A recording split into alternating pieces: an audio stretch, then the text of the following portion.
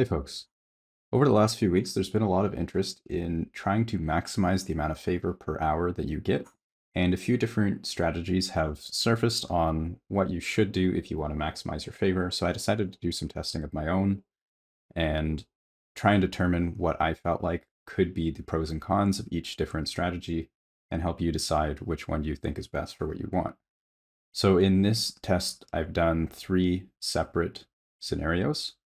I did a control where I just ran echoes as normal at 3000 corruption, grabbed a couple XP tomes when I saw them. I completed the echoes as normal. I grabbed some of the good loot from it. I put them in my stash. Some time went into that, and just generally ran as normal. In the second test, I tried resetting the ritual lake, which is not an arena, and I prioritized getting the echoes that had a lot of elite monsters. So I would reset Ritual Lake until I got a very high density map full of elites, and then I would full clear it, which took quite a few minutes because it's a big map, pretty high density, a lot of elites.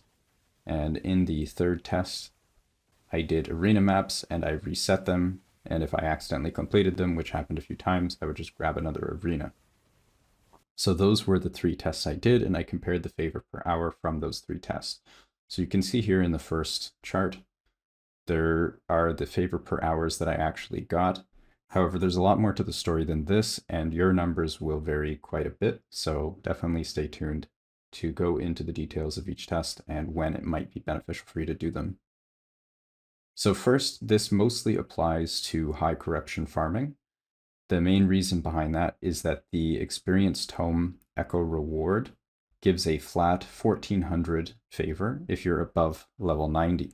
So if you happen to be running echoes below 500 corruption, the 1400 favor that you get from the Experience Tomes is probably going to be more relevant than any sort of strategy to maximize the favor that you get by killing monsters. So if you are sub 500 corruption, chances are it's probably going to be in your best interest to just run echoes as normal and focus on getting as many Experience Tomes as you can. And also, if your build is still easily flying through this corruption, you're probably going to want to prioritize increasing the corruption as well with the Shades of Orbis and also the boss kills if you need specific boss loot. A lot of times, the normal Echo run strategy is actually going to be the best. Next, I'm going to talk a little bit about the Echo modifiers, as I know there's been a lot of emphasis put on this in some of the recent tests that people have done, especially around the arena resets. So the Echo modifiers, they give you a flat additive amount of extra experience for the monster kills. For example, I believe the Deadly modifier gives you 40% increased experience, and this is the one that's generally recommended to stack if you want to do the arena reset. The problem with this modifiers in general is that the experience gained is actually additive with the corruption bonus. So at 3000 corruption, you're getting roughly 3500% increase monster experience baseline, and an extra 40% from the Deadly modifier doesn't really make a huge difference. So do it if you want, it's free experience, but it doesn't really matter unless you're doing maybe like 500 or 1000 corruption, and then it will make a pretty big difference.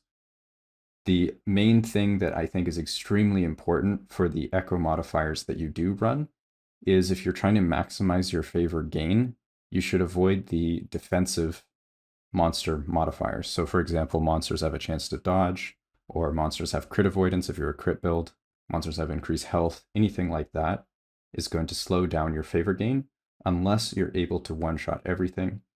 And if that is the case for you, you probably want to be pushing more corruption, as you're wasting some of your damage. The next thing to talk about is the variability of the results that you actually get. So running echoes normally, the amount of favor that you get heavily depends on your RNG with the echoes that you end up finding. So some echoes, even if you run the same exact echo multiple times, the monster selection in the echo is going to be different every time. And some selections of monsters are going to be better for favor than others. So as an example, with the Ritual Lake, when I ran it a bunch of times and I reset, sometimes I would get a bunch of elite monsters, which give me a huge amount of experience. and other times I would just get a bunch of trash monsters. So if you're running echoes normally, that 300,000 favor per hour I got is going to change quite a bit depending on my actual RNG. As well, the arena resets. Arenas are not all made equal. Some of the arenas are quite large, and in order for the waves to advance, you need to kill, I believe it's a certain percentage of each wave or something like that.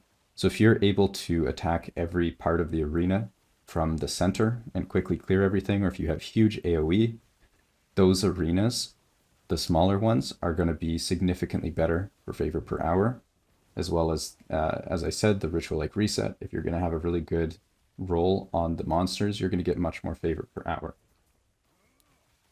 Another thing to note is the rewards that you actually get from completing echoes. So in the test 1 that I did here, where I did normal echo runs, a big amount of the rewards I actually got was from the completion of the echoes. So like when you kill the final monster or you seal the gate or whatever, there's a big chunk of reward that pops out from that event.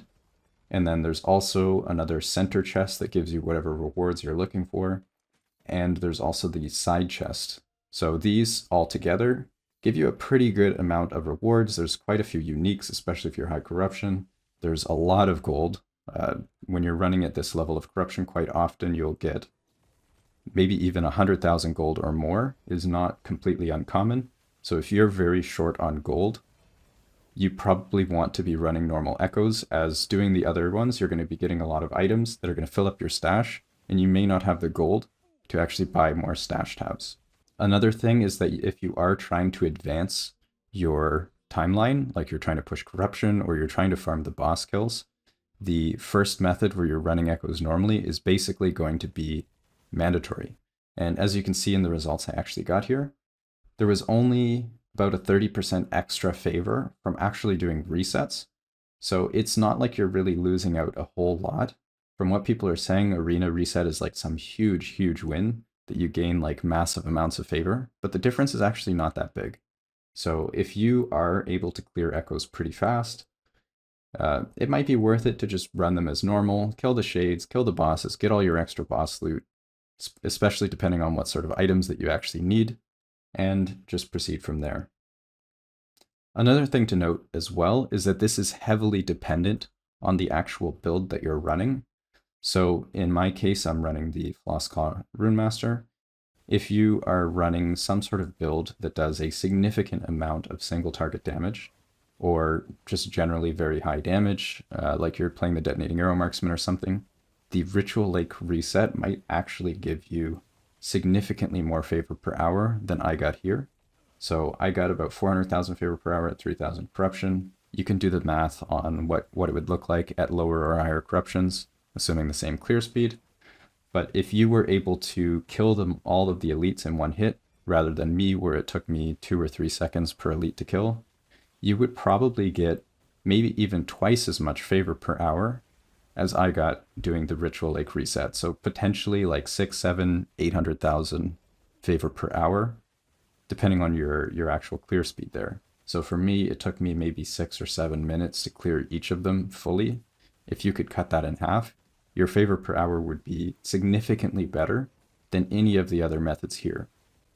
So just to reiterate that, if you have crazy high single target, this is going to be your best option by far. If you have crazy high AoE, or you're able to clear the arena waves very quickly, or if you don't have very high single target, then you probably are going to get the most favor per hour for reset. And just in general, rule of thumb, running echoes normally, not doing some sort of weird reset mechanic, is probably going to be still a very viable option. You're not really missing out on a whole lot. So yeah, just keep that in mind. And if you have any questions, feel free to send them my way. If you think I need to do any more tests on this, definitely let me know. I think that this information generally applies to everybody who's farming above 500 corruption, and it will be more true the higher in corruption you go. So yeah, I hope that's been helpful, and I'll see you guys in the next one. Cheers.